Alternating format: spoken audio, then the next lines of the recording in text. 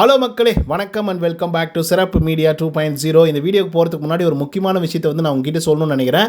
அது என்ன அப்படின்னு பார்த்தீங்கன்னா, பார்வதி அவர்களுக்கு ஒரு மொட்டை கடுதாசி வந்துச்சு அப்படின்னு சொல்லி ஃபஸ்ட்டு ப்ரோமோ நீங்கள் பார்த்தீங்க இல்லையா? ஆக்சுவலாக அது வியானா எழுது கிடையாது. அது எழுதுறது திவ்யா அவர்களும் வக்ரம் என்கிற விக்ரம் அவர்களும் பார்த்தீங்கன்னா எழுதியிருக்காங்க. ஸோ இதனால் மிகப்பெரிய அளவில் பிரச்சனை ஏற்பட்டு, ஏன் பார்வதியே பார்த்தீங்கன்னா தயவு செய்து விட்டுருங்கப்பா, நான் வீட்டு விட்டு வெளியே போயிடுறேன் அப்படின்ற லெவலுக்கு ஃபீல் பண்ணிட்டு இருக்காங்க. ஸோ இதை பற்றி உங்களுக்கு கருத்துக்கள் என்ன அப்படிங்கிறத கமெண்ட்ஸ் பதிவு பண்ணுங்கள். இந்த வீடியோக்குள்ளே போகலாமா? அதுக்கு முன்னாடி சப்ஸ்கிரைப் பண்ணாங்க, சப்ஸ்கிரைப் பண்ணி வச்சுக்கோங்க. லைக்கை போட்டு வீடியோ பாருங்கள். வாங்க இந்த வீடியோக்குள்ள போகலாம். நம்பர் 1 பொசிஷனில் யார் இருக்காங்க அப்படின்னு பார்த்தீங்கன்னா, நம்மளுடைய விக்ரம் அவர்கள் தான் இருந்துட்டு இருக்காங்க. ஸோ அவங்க வாங்கிய ஓட்டுகளோட எண்ணிக்கை அப்படின்னு சொல்லி பார்க்கும்பொழுது 79,080 ஓட்டுகளாகும். அண்ட் பர்சன்டேஜ் ஆஃப் ஓட்டிங்ஸ் அப்படின்னு சொல்லி பார்க்கும்பொழுது 16.45% இருந்துட்டு இருக்காரு விக்ரம் அவர்கள். ஆக்சுவலாக விக்ரம் அவர்களுடைய வக்கரமான புத்திகள் இப்போ தான் கொஞ்சம் கொஞ்சமாக வெளியே வந்துட்டு இருக்கு அப்படின்னு சொல்லலாம். போன வாரங்களில் உங்களால் பார்த்துருக்க முடியும், அதுக்கு முன்னாடி வாரங்களில் பார்த்துருக்கலாம். ஆனாலும் இந்த வாரம் ஃபன் டாஸ்க் அப்படின்னு சொல்லி சில பல விஷயங்களை பண்ணுறாங்க. அது சத்தியமாக சொல்கிறேன், ரொம்ப மோசமாக இருக்குது. விக்ரம் அவர்களுக்கு அது ரொம்ப நெகட்டிவாக போகிறதுக்கான வாய்ப்புகள் இருக்குது. இரண்டாவது பொசிஷனில் விஜய் பார்வதி இருந்துட்டு இருக்காங்க. ஸோ அவங்க வாங்கிய ஓட்டுகளோட எண்ணிக்கை அப்படின்னு சொல்லி பார்க்கும்பொழுது 59,988 ஓட்டுகளாகும். அண்ட் பர்சன்டேஜ் ஆஃப் ஓட்டிங்ஸ் அப்படின்னு சொல்லி பார்க்கும்பொழுது 12.48% இருந்துட்டு இருக்காங்க விஜய் பார்வதி அவர்கள். ஆக்சுவலாக இந்த வாரத்தோட தொடக்கத்தில் விஜய் பார்வதி செகண்ட் பொசிஷனில் ஆரம்பித்தாங்க. அதுக்கப்புறம் தேர்ட் பொசிஷனுக்கு போய் அதுக்கப்புறம் ஃபோர்த் பொசிஷனுக்கு மறுபடியும் பார்த்தீங்கன்னா படிப்படியாக ஃபோர்த்துலேருந்து தேர்ட் தேர்ட்லேருந்து இப்போ செகண்ட் வந்திருக்காங்க. ஸோ அதனால் மிகப்பெரிய ஒரு அப்ளாஸ் அவங்களுக்கு கொடுத்தே தீரணும். அதுக்கடுத்த மூன்றாவது பொசிஷனில் யார் இருக்காங்க அப்படின்னு பார்த்தீங்கன்னா, நம்ம வாயாடி திவ்யா அவர்கள் தான் இருந்துட்டு இருக்காங்க. ஸோ அவங்க வாங்கிய ஓட்டுகளோட எண்ணிக்கை அப்படின்னு சொல்லி பார்க்கும்பொழுது 59,180 ஓட்டுகளாகும். அண்ட் பர்சன்டேஜ் ஆஃப் ஓட்டிங்ஸ் அப்படின்னு சொல்லி பார்க்கும்பொழுது 12.31% இருந்துட்டு இருக்காங்க திவ்யா கணேஷ் அவர்கள். ஸோ இவங்களுக்குள்ளேயும் மனசுக்குள்ளே பயங்கரமான ஒரு வெஞ்சன்ஸ் இருக்குது. என்னடா பார்வதி நல்ல பேர் வாங்கிடுவா போல, ஏன்னா கேரக்டர்லேயே இருக்கிறாளே, அவளை போய் வெறுப்பேற்றுவோம் அப்படின்னு சொல்லி நேற்றுக்கு நைட்டு இன்னைக்கு அப்படின்னு சொல்லி பயங்கரமாக வெறுப்பேற்றிட்டு இருக்காங்க திவ்யா அவர்கள். ஸோ கண்டிப்பாக அதுக்கான ரோஸ்ட் சாட்டர்டே கிடைக்கும். ஃபோர்த் பொசிஷனில் யார் இருக்காங்க அப்படின்னு பார்த்தீங்கன்னா, கமருதீன் அவர்கள் தான் இருந்துட்டு இருக்காங்க. ஸோ அவங்க வாங்கிய ஓட்டுகளோட எண்ணிக்கை அப்படின்னு சொல்லி பார்க்கும்போது 57,598 ஓட்டுகளாகும். அண்ட் பர்சன்டேஜ் ஆஃப் ஓட்டிங்ஸ் அப்படின்னு சொல்லி பார்க்கும்பொழுது 11.98% இருந்துட்டு இருக்காங்க கமருதீன் அவர்கள். ஸோ கமருதீனை பொறுத்த வரலையும் ஒரு நல்ல பிளேயராக இப்போதைக்கு வளம் வந்துட்டு இருக்காரு அப்படின்னு சொல்லலாம். ஸோ ஆக்சுவலாக ஒரு ஆள் சப்போர்ட்டுக்கு இருந்தாவே வேறு லெவலில் பர்ஃபார்மன்ஸ் வீட்டுக்குள்ளே பண்ணலாம். குறிப்பாக எக்ஸாம்பிளோட சொல்லணும் அப்படின்னா, பார்வதி அவர்கள் நம்மளுடைய திவாகருடைய சப்போர்ட் இருந்ததுனால எப்படிலாம் இருந்தாங்க அப்படிங்கிறது உங்களுக்கு தெரியும். ஆனால் கமருதீனுக்கு இப்போ 2 பக்கம் சப்போர்ட் கிடைக்குது. ஒரு பக்கம் பார்வதி, இன்னொரு பக்கம் அரோரா அப்படின்றதுனால அடித்து விளையாடிட்டு இருக்காப்புல கமருதீன். 5வது இடத்துல அமித் அவர்கள் இருக்காங்க. ஸோ அவங்க வாங்கிய ஓட்டுகளோட எண்ணிக்கை அப்படின்னு சொல்லி பார்க்கும்பொழுது 36,355 ஓட்டுகளாகும். அண்ட் பர்சன்டேஜ் ஆஃப் ஓட்டிங்ஸ் அப்படின்னு சொல்லி பார்க்கும்பொழுது 7.56% இருந்துட்டு இருக்காங்க அமித் பார்கவ் அவர்கள். ஸோ அமித்தை பொறுத்தவரையிலும் ஒரு ஜென்டில்மேன் கேம் பார்த்திங்க அப்படின்னா சூப்பராக விளையாடிட்டு இருக்காரு. அந்த மனுஷனுக்கும் கோபங்கள் வருது. கோபங்கள் வந்தாலும் வார்த்தைகளை பார்த்திங்க அப்படின்னா பார்த்து யூஸ் பண்ணுறாரு. எங்கேயுமே கெட்ட வார்த்தைகளோ இல்லை ரொம்ப கடுமையான வார்த்தைகளோ பயன்படுத்தலை அப்படின்றது குறிப்பிடத்தக்கது. அதுக்கடுத்து 6வது பொசிஷனில் அரோரா சிங்க்லர் அவர்கள் இருக்காங்க. 32,718 ஓட்டுகள் வாங்கியிருக்காங்க. அண்ட் பர்சன்டேஜ் ஆஃப் ஓட்டிங்ஸ் அப்படின்னு சொல்லி பார்க்கும்பொழுது 6.88% இருந்துட்டு இருக்காங்க அரோரா சிங்க்லர் அவர்கள். அரோராவுக்கு இந்த வாரம் ஒரு சூப்பரான ஒரு வாரம் அப்படின்னு சொல்லலாம். ஏன்னா அவங்களால பர்ஃபார்மன்ஸ் பண்ண முடியுது, பாட்டு எழுத முடியுது, டான்ஸ் ஆட முடியுது, அப்புறம் சுட்டித்தனங்கள்லாம் பண்ண முடியுது. ஸோ இந்த மாதிரி அந்த வாய்ப்புகளை கரெக்டாக பயன்படுத்திக்கிறாங்களோ அரோரா அப்படிங்கிற மாதிரி இருக்குது. ஸோ அதுக்கடுத்து யார் இருக்காங்க அப்படின்னு பார்த்தீங்கன்னா, சாண்ட்ரா அவர்கள் 7வது இடத்த பிடிச்சிருக்காங்க. ஸோ அவங்க வாங்கிய ஓட்டுகளோட எண்ணிக்கை அப்படின்னு சொல்லி பார்க்கும்பொழுது 32,286 ஓட்டுகளாகும். அண்ட் பர்சன்டேஜ் ஆஃப் ஓட்டிங்ஸ் அப்படின்னு சொல்லி பார்க்கும்பொழுது 6.71% இருந்துட்டு இருக்காங்க சாண்ட்ரா அவர்கள். சாண்ட்ரா அவர்களை இந்த வாரத்தில் எங்கடா அப்படின்னு சொல்லி தேடுற அளவுக்கு பார்த்திங்க அப்படின்னா காணாமல் போயிட்டாங்க அப்படின்னு சொல்லலாம். சொல்லப்போனால் பிக் பாஸ் அவர்கள் அவங்கள ஒழிச்சு வச்சுருக்காங்க அப்படின்னு தான் சொல்லும். ஏன் அப்படின்னா லாஸ்ட் வீக்கில் வாங்க நடி அந்த மாதிரி ஓகே மக்கள் பார்த்திங்கன்னா சாண்ட்ரா மேலே இருந்த நம்பிக்கையை பார்த்திங்கன்னா போகடிச்சிக்கிட்டாங்க.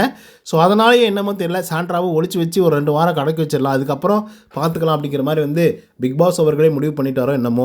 அதுக்கடுத்து 8வது பொசிஷனில் பிரஜன். அவங்க வாங்கிய ஓட்டுகளோட எண்ணிக்கை அப்படின்னு சொல்லி பார்க்கும்பொழுது 31,877 ஓட்டுகளாகும். அண்ட் பர்சன்டேஜ் ஆஃப் ஓட்டிங்ஸ் அப்படின்னு சொல்லி பார்க்கும்பொழுது 6.63% இருந்துட்டு இருக்காங்க பிரஜன் அவர்கள்.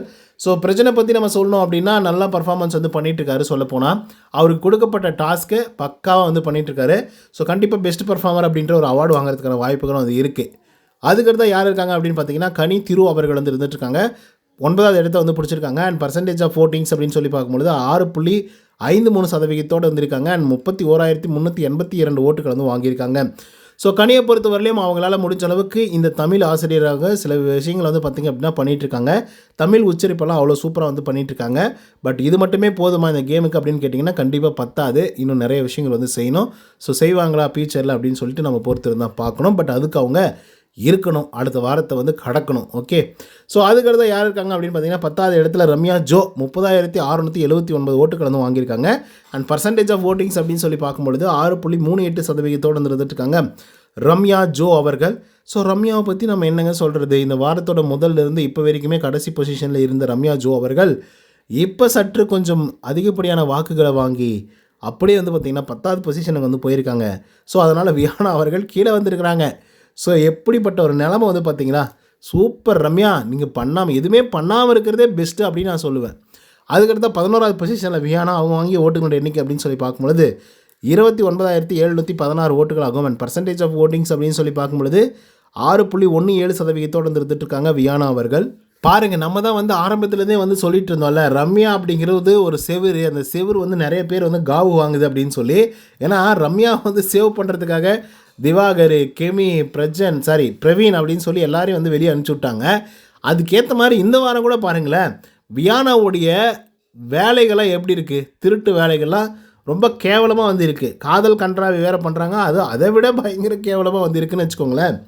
ஸோ இப்போது வியானா பண்ணக்கூடிய ஒவ்வொரு தவறுகளுக்கும், அவங்களுக்கு கிடைக்கக்கூடிய ஒவ்வொரு திட்டுகளுக்கும், அவங்களுக்கு கிடைக்கக்கூடிய ஒவ்வொரு பாதிப்புக்கும் ரம்யா அவர்களுக்கு தான் வந்து பார்த்திங்கன்னா மிகப்பெரிய அளவில் ப்ளஸ்ஸாக வந்து மாறப்போகுது. ஏன் அப்படின்னா ரம்யாவா வியானாவா, ரம்யாவா வியானாவா, ரம்யாவா வியானாவா அப்படின்னு சொல்லி போயிட்டுருக்கு இல்லையா. ஸோ அப்படி போயிட்டு இருக்கும்போது வந்து பார்த்திங்க அப்படின்னா ரம்யா அவர்கள் ஒரு நல்ல வாக்குகளோட 10வது பொசிஷனில் வந்து இருந்துகிட்ருக்காங்க. சொல்லப்போனால் ஒரு 1000 வாக்குகள் வந்து வித்தியாசம் வந்து இருக்குது வியானாவுக்கும் ரம்யாவுக்கும். இன்னும் இன்றைக்கி இருக்குது, நாளைக்கு இருக்குது ஓட்டிங் முடிவுகள்லாம் முடியறதுக்கு. ஸோ அதுக்குள்ளே வந்து பார்த்திங்க அப்படின்னா மேபி நம்மளுடைய ரம்யா அவர்கள் இன்னும் கூட கொஞ்சம் வாக்குகளை சேகரித்து மேலே கூட போகிறதுக்கான வாய்ப்புகள் இருக்குது.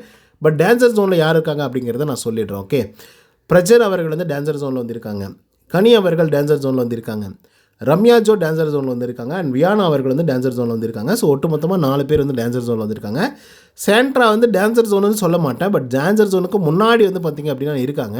ஸோ அதனால் அவங்க எப்போ வேணாலும் கீழே வரதுக்கான வாய்ப்புகள் இருக்குது. அதை நம்ம பொறுத்து தான் பார்க்கணும். பட் இன்றைக்கே முடிவு பண்ணிடுவாங்க யார் எவிக்டாக வெளியே போகணும் அப்படின்னு சொல்லி. So I think so Viana அவர்கள் கெட்டிங் எவிக்டட். ஓகேவா, ஏன் அப்படின்னா போதும், அவங்க பேர் அவங்க கெடுத்துக்கிட்டு இருந்தது போதும். இதுக்கப்புறமும் உள்ளர வச்சுருந்தாங்க அப்படின்னா பொதுமக்களே வந்து பார்த்திங்க அப்படின்னா பார்க்க மாட்டாங்க. ஏன்னா அவங்க பார்க்குற மாதிரி எதுவுமே பண்ணலை. அது இருக்கிறதுலே ரொம்ப ரொம்ப காண்டாக வந்து இருந்துகிட்ருக்கு, ரொம்ப மோசமாக இருக்குது. அப்படின்றதுனால போமா தங்கச்சி அப்படின்னு சொல்லி வியானா அவர்களை அனுப்பிவிடுறதுக்கான வாய்ப்புகள் இருக்குது. அதை நம்ம பொறுத்துட்டு தான் பார்க்கணும். ஓகே காய்ஸ், நீங்கள் என்ன நினைக்கிறீங்க இதை பற்றி அப்படின்றத கமெண்ட்ஸில் வந்து பதிவு பண்ணுங்கள். இந்த வீடியோ உங்களுக்கு வந்து பிடிச்சிருந்தா லைக் அண்ட் சப்ஸ்கிரைப் பண்ண மறந்துடாதீங்க. இன்னொரு தடவை சந்திக்கலாம். Until then bye from Uday. நன்றி, வணக்கம்.